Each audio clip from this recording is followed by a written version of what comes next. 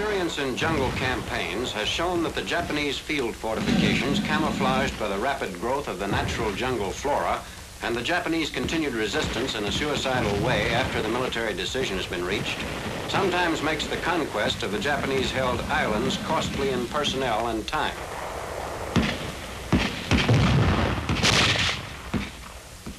The Chinese, with hardly the bare necessities for combat, and frequently without any gas protective equipment, have, it has been reported, been subjected to several gas attacks by the Japanese. Although warned that the use of gas against the Chinese would bring retaliation by our armed forces, the Japs have persisted in such practice when hard pressed. Since the United States and England are not signatories to a treaty with Japan prohibiting the use of gas, and since the Japanese have ignored our warnings, no ethical reason is involved, and therefore it is only a question of determining whether or not it is to our advantage to initiate chemical warfare. To this end, the San Jose Project was initiated. The Japanese resorted to the use of gas against the Chinese only when hard pressed. Our forces are putting increasing pressure on the Japs to a degree not possible by the Chinese army. When driven to desperation, the Japanese reaction against our troops has been a frenzy of attack without thought of the cost to themselves.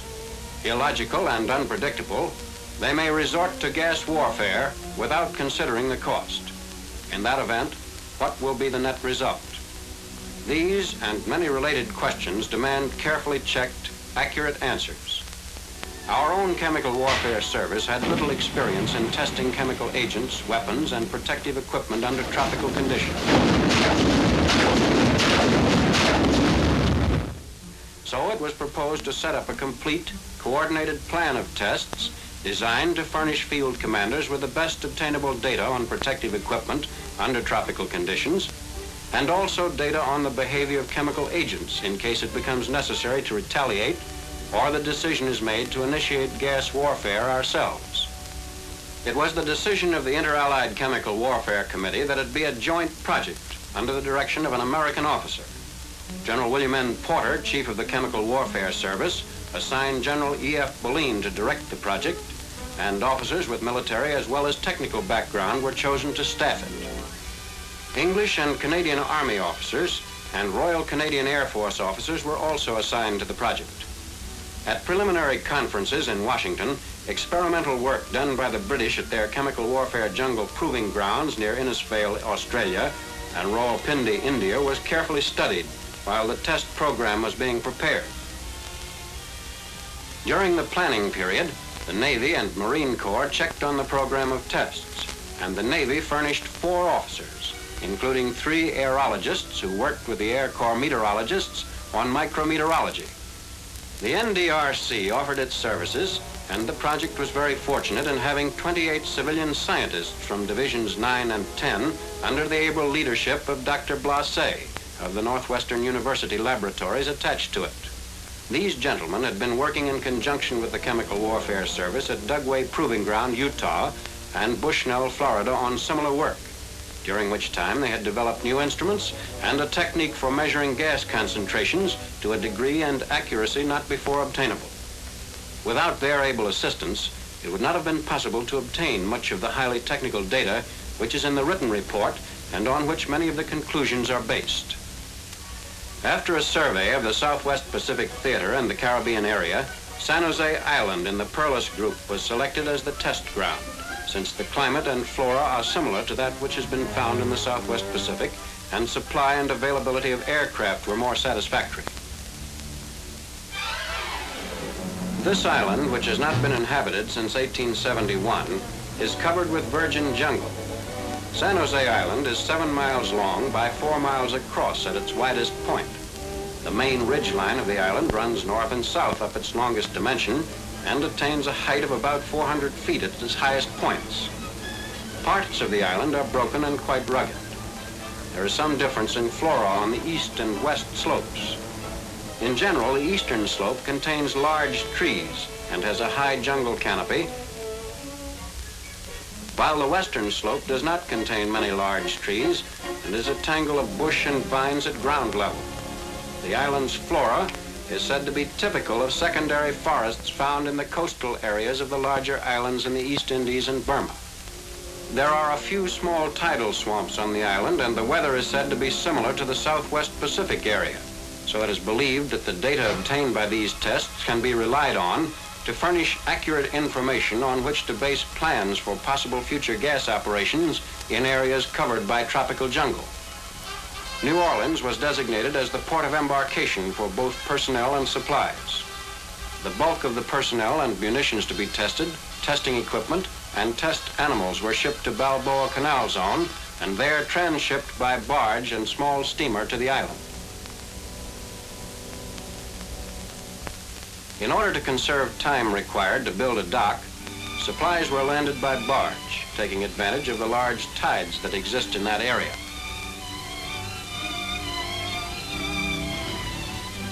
Approximately 30 miles of roads and 60 miles of trail were put through the jungle to enable munitions, sampling equipment, and animals to be moved to the test areas. Part of these roads, by necessity, had to traverse rugged country. A campsite was cleared of jungle and a sanitation and insect control plan initiated to ensure that work would not be slowed down by loss of man-hours from sickness.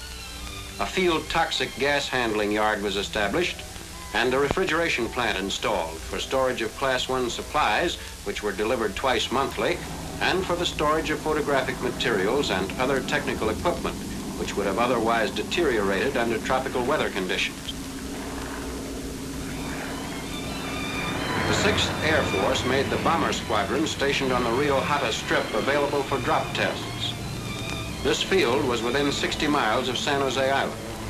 Therefore, all air munitions intended for drop tests were stored in field dumps in the vicinity of the runway. The Royal Canadian Air Force made a Baltimore bomber available for testing United Kingdom air munitions, which cannot be accommodated by our bomb racks.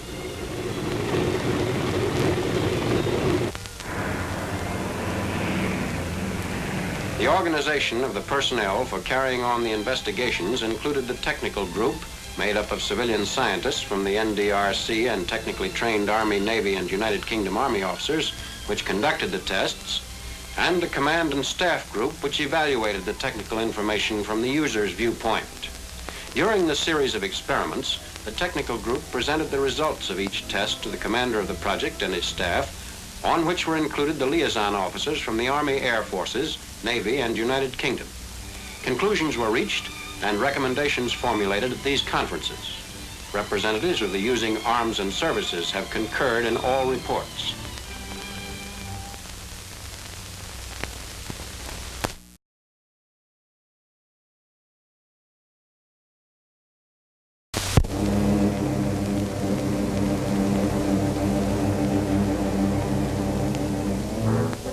Mustard gas is the defender's best agent in the tropical jungle.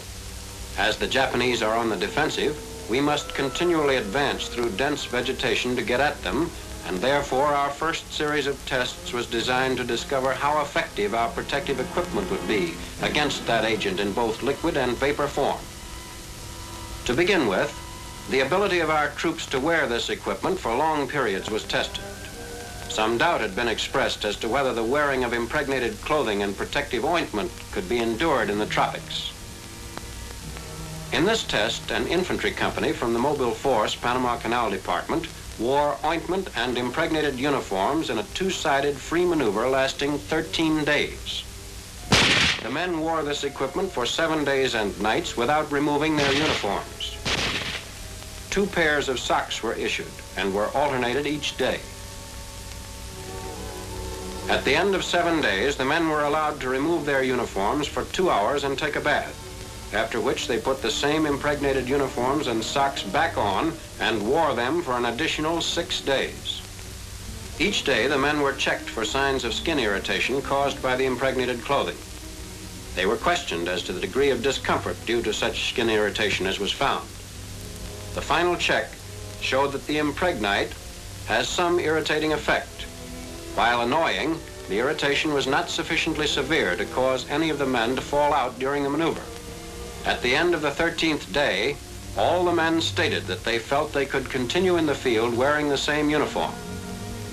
The protective ointment was found to be soluble in the mosquito repellent, which had to be used each night. This is a serious defect as the soldier removes the ointment as he applies the repellent. However, this can be remedied by making the repellent the solvent for the active ingredient of the ointment. Thus, the repellent and ointment can be applied together without losing the effectiveness of either. Men were dressed in 1 1/2 thicknesses and 2 thicknesses of impregnated coveralls, which are less irritating to the skin than 1 thickness. Any added discomfort due to greater warmth appears to be negligible. Having established the wearability of protective clothing, the degree of protection it offers under tropical conditions was next tested. Men were sent through the jungle in the presence of mustard gas vapor and liquid. It was established that 2 layers of impregnated clothing will give complete protection against any concentration of mustard gas vapor that it is practicable to set up in the field. On the other hand, there is a hazard from liquid mustard gas in the jungle for about 3 hours after a bombardment, against which the impregnated uniform will not give protection. From a long series of these tests, it can be generally stated that 6 hours after a mustard gas bombardment, men with impregnated uniforms can enter and occupy with safety a contaminated area in the jungle, while troops without impregnated clothing cannot occupy the same area for 48 hours without expecting casualties.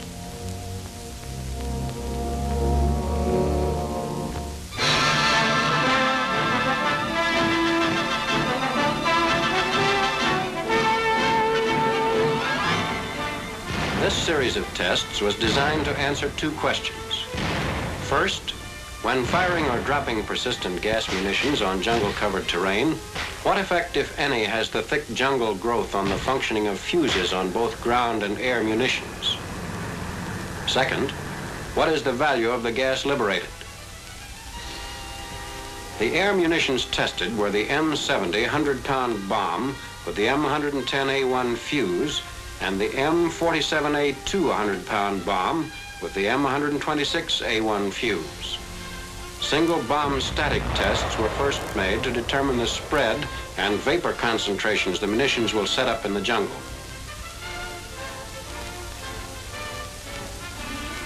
The bombs were exploded at various heights above the ground to determine whether there would be any loss in contamination and vapor yield as a result of tree bursts.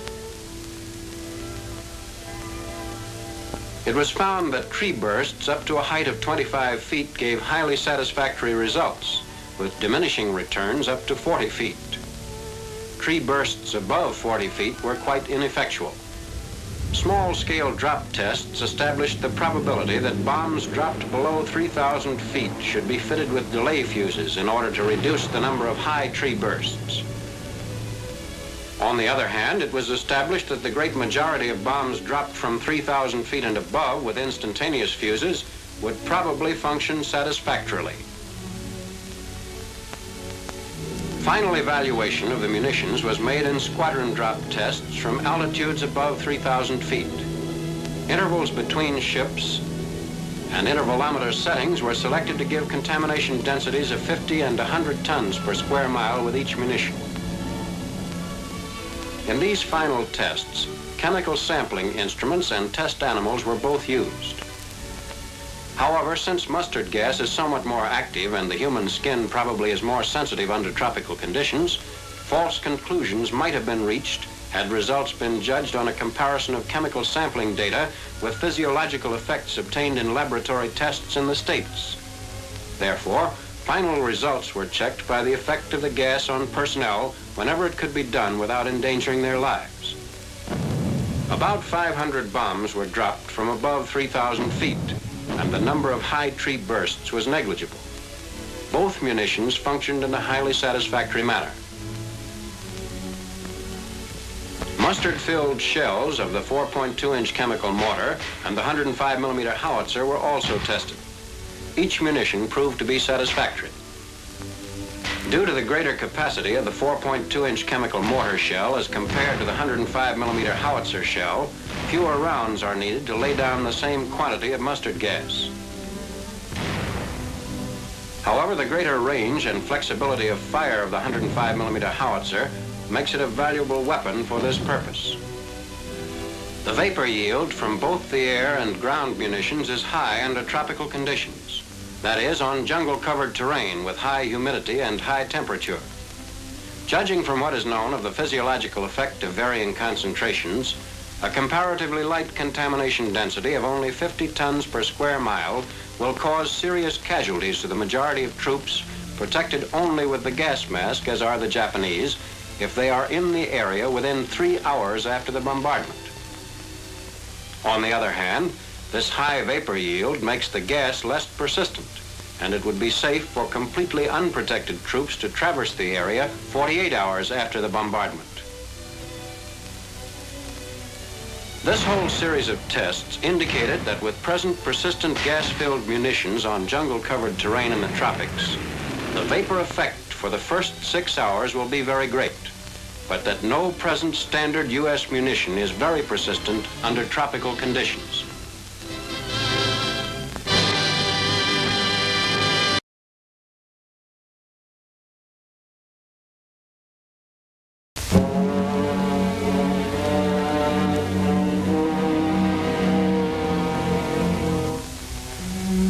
Non-persistent gas can be used with less restrictions by an army on the offensive.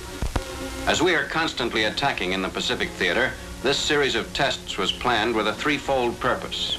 First, to compare the effectiveness of phosgene and the new gas CK under tropical conditions. Second, to test the functioning of both air and ground non-persistent gas munitions on jungle-covered terrain. And finally, to test the practicability of breaking Japanese gas mask canisters with CK and the determination of how our own latest canister stands up to this gas under tropical conditions.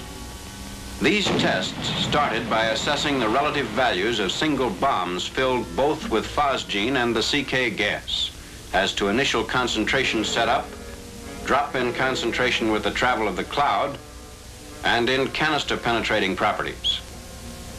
Gas concentration recording instruments developed by the NDRC in the laboratories of the California Institute of Technology made it possible to arrive at a more accurate determination than was formerly possible. Unmasked goats and goats protected by masks fitted with Japanese and German, as well as British and our own canisters, were used as a check. Canister tests were made also with the mechanical breather, which draws air through a canister in the same average quantities and at the same average number of inhalations per minute as does a man.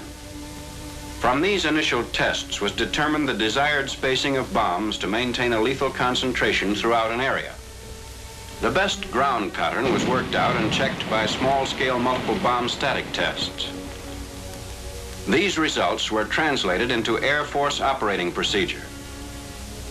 It was established that phosgene is much inferior to the new gas CK in the jungle, as phosgene is quickly absorbed by the lush jungle growth and the concentration drops off quite rapidly as the cloud travels.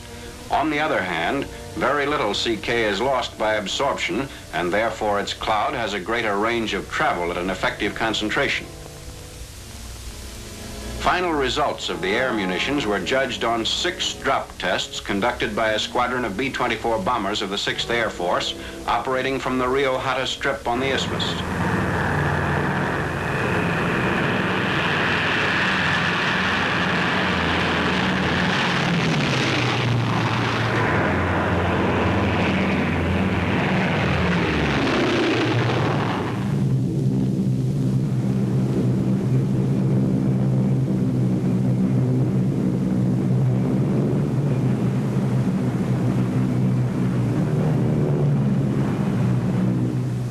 Bombardments were conducted for each agent on 6 consecutive days under varying weather conditions.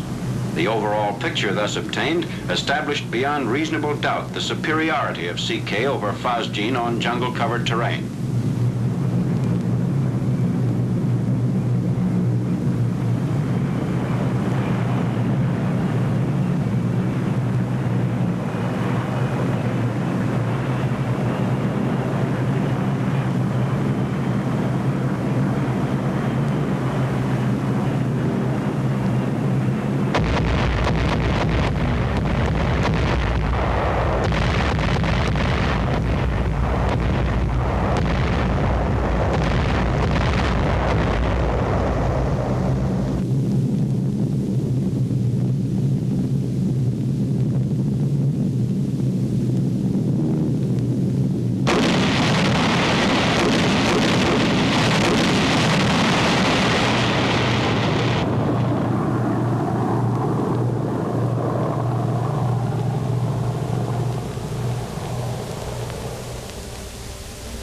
After each shoot, the recorded concentrations and the results on test animals were plotted on a map of the target area. From studies of this map, it was determined that a given amount of CK will produce a lethal area about 3 times the size of the lethal area which can be set up by a like quantity of phosgene. On concentrations that can be set up in the jungle, the canister breaking quality of the new gas CK was very pronounced. The Japanese canister proved to be the poorest one tested. Goats wearing the Japanese canister were killed by the new gas CK when tied or penned on the surface of the ground. Finally, dugouts were gas-proofed by usual field methods, and goats wearing Japanese canisters were placed in them behind gas-proof curtains. Within a few minutes after the cloud of CK reached the dugouts, it had penetrated the gas proofing, broken the Japanese canisters, and killed the goats wearing them. On the other hand, the ability of the latest U.S. canister to resist CK in concentrations practicable to set up over any considerable area was well established. CK-filled ammunition was tested in the 4.2-inch chemical mortar to determine whether the characteristic of the munition was suitable for such a filling and to study the munition's functioning. 2 night bombardments were fired on the same target with weapons of a chemical combat battalion during favorable weather conditions on 2 successive evenings. Each mortar fired 35 rounds in each bombardment. The test was held in the middle of the rainy season, and some difficulty was encountered in keeping the mortars accurately laid in the soft ground for a burst of 35 rounds. As this condition may often be expected in the tropics, valuable data in technique was acquired. Even with the mediocre performance of the mortar mounts due to insufficient backing for base plates, highly satisfactory results were obtained. The impact area consisted of 4 artillery squares, over which and around which sampling instruments and test animals were placed. By impacting on 4 artillery squares, a canister breaking concentration was set up on 12 squares and a lethal concentration on 38 squares. The effectiveness of such a weapon is apparent against troops dug in or in caves and safe from everything except direct hits by HE shells equipped with delay fuses. By firing CK on a target of 4 units in area, a Japanese canister breaking concentration would be set up on an area of 12 units, which is 3 times as large.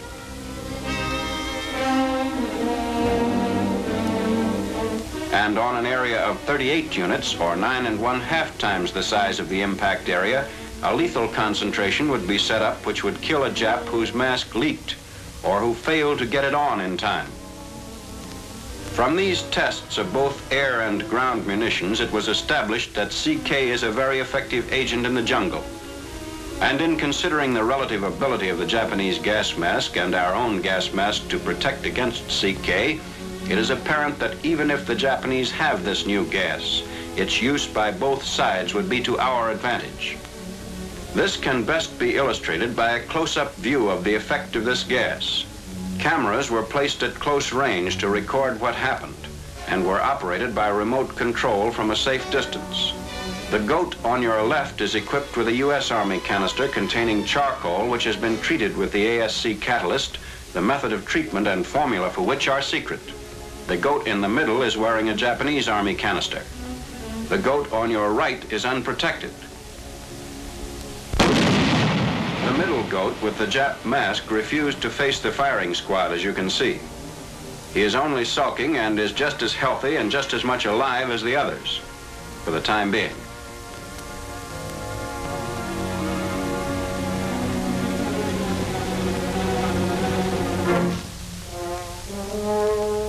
Now the new gas begins to break the Japanese canister.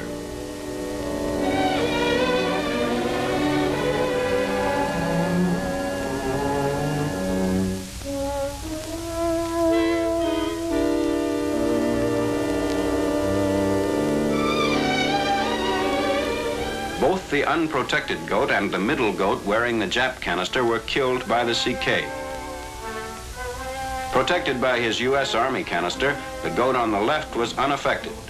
He was placed in the veterinary hospital under observation for 3 days following the test, during which time he developed no ill effects.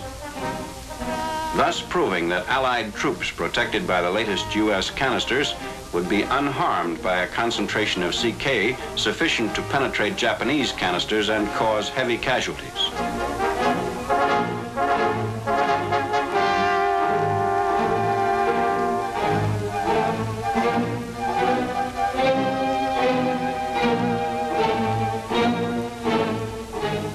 It's well understood that gas would be of small value against ships in action due to the wind velocity caused by their movement and their evasive maneuvering. In addition, personnel inside the vessel's hulls are given excellent protection against gas by the air recirculation systems. On the other hand, a gas attack could be directed under favorable conditions against exposed personnel on a stationary ship. Such an attack might be feasible against the Japanese fleet if it avoids further decisive action at sea and is bottled up in a fortified harbor.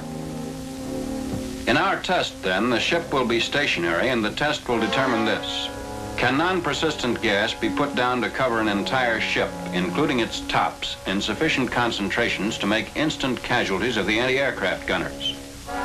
If so, an air torpedo or dive bombing attack could be pressed home immediately after without the probability of serious losses to the attacking planes.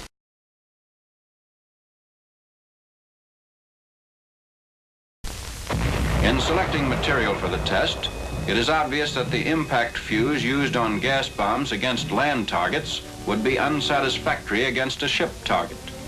The cooling caused by the quick expansion of the concentrated gas leads it to mushroom and flatten out. Frequently, the heavy concentration of the cloud is not over 10 feet high. Thus, while it would be effective against land personnel in dugouts and foxholes, the low cloud would not ensure casualties among gunners stationed above a ship's main deck. Bombs with the same fuse dropped for water impact give an even less satisfactory result. In addition to the low cloud, most of the gas is removed from the air by the washing effect of the splash. An airburst fuse must be employed to create a cloud deep enough to cover all a ship's exposed personnel with lethal concentrations. Using the T-51 and the T-50E4 airburst fuses, the test begins. A series of 6 separate trials are flown by a single plane to establish the height of burst and to study the characteristics and travel of the gas clouds liberated. 8 bombs are dropped on each trial. First a raft, then a barge, both stationary, are the targets. The bombs are dropped singly and in 2- and 4-bomb trains.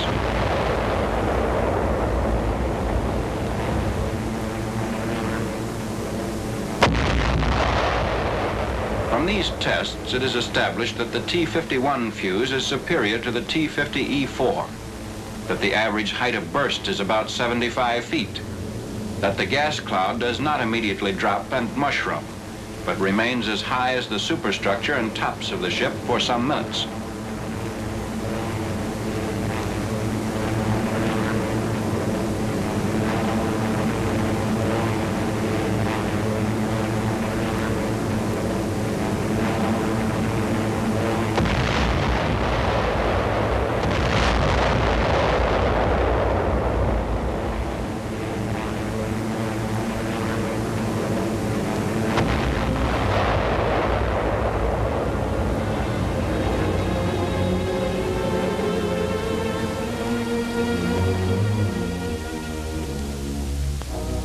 We're now ready for the final test.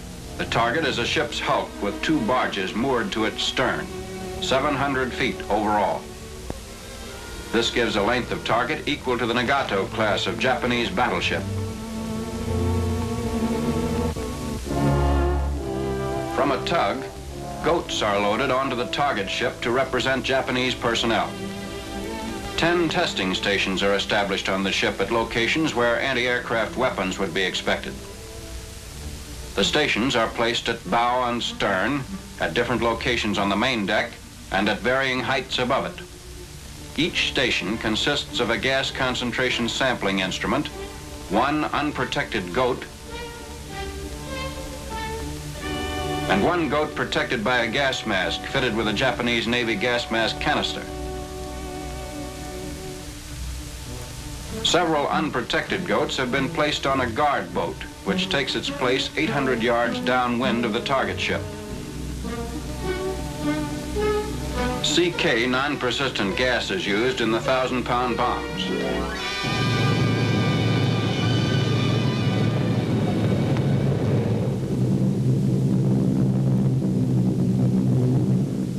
"11 B-24 bombers make up our squadron, to which are attached 2 planes for observation and photographic purposes.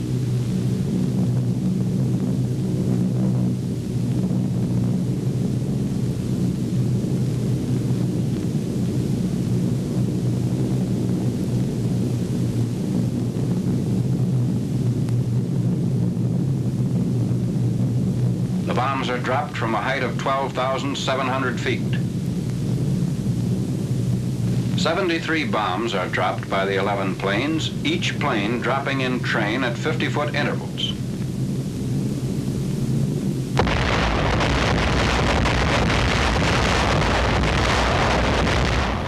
The 11 fuses give ineffective high bursts, and the bomb release mechanism of one plane initially jams, causing a delayed and ineffective oversalvo. The gas cloud completely covers the target, horizontally and vertically. Its duration on the ship is 16 minutes in low variable winds not over 2 7/10 miles per hour.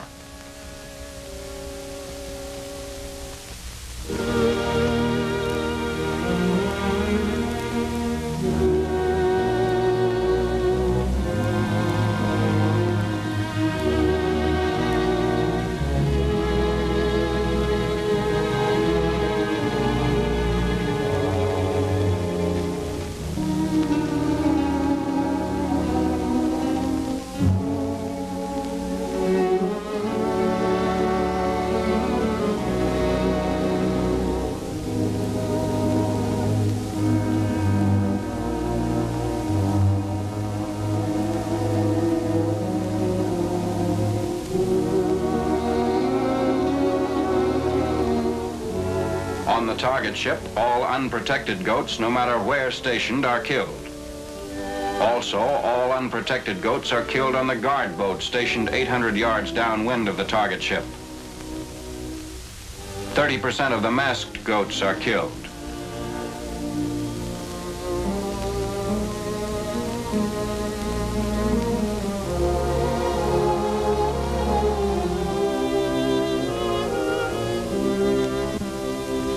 The sampling instruments record that concentrations several times that which is considered lethal were set up throughout the target, thus indicating that this form of gas attack is feasible as a preparation attack to neutralize anti-aircraft fire immediately preceding an air torpedo or dive bombing attack.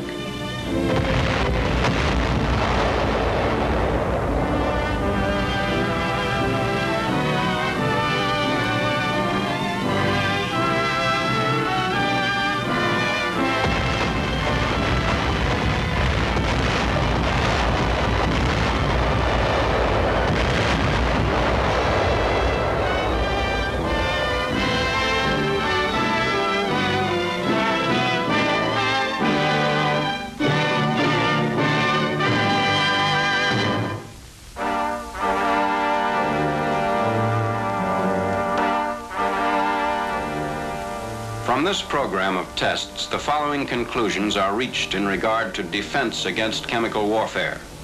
First, that protective ointment and 2 layers of impregnated clothing are bearable in the tropics and will not cause undue skin irritation. Second, with very little modification, the ointment can be made into a combination gas protective ointment, mosquito repellent, and camouflage face paint, without impairing the efficacy of any one of the components. Third, it is necessary to wear 2 layers of impregnated clothing to give adequate protection against the high vapor concentrations of mustard gas which result in the jungle. Fourth, this protection cannot be broken by any concentration of mustard gas vapor which it is practicable to set up in the field. Fifth, however, no amount of impregnated clothing tolerable in the tropics will give adequate protection against liquid mustard under 3 hours after a heavy bombardment. Sixth, The U.S. Army gas mask canister filled with ASC charcoal is superior to all other canisters tested and will give adequate protection against the heaviest concentrations of CK non-persistent gas, which it is practicable to set up over any considerable area in the field. In regard to offensive use of chemical warfare, it is concluded, first, that all our standard gas munitions, both ground and air, are satisfactory for use on jungle-covered terrain. That CK as a non-persistent gas and mustard as a persistent gas are very effective under tropical conditions. Third, that the Japanese gas mask canister is inferior to all other canisters tested and will not give adequate protection against CK non-persistent gas. Fourth, it is concluded that non-persistent gas could be used successfully in a first surprise attack against the anti-aircraft personnel of an enemy fleet at anchor in preparation for an air torpedo or dive bombing attack.